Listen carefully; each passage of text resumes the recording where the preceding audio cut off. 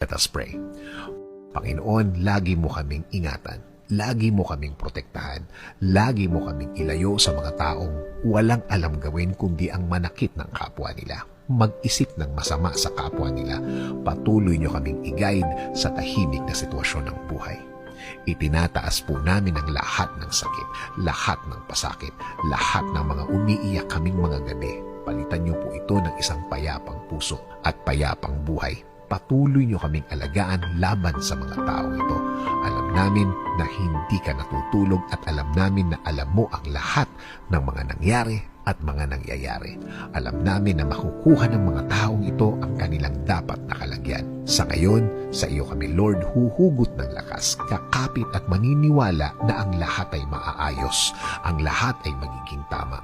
Nangangako din kami Panginoon na mananatili kami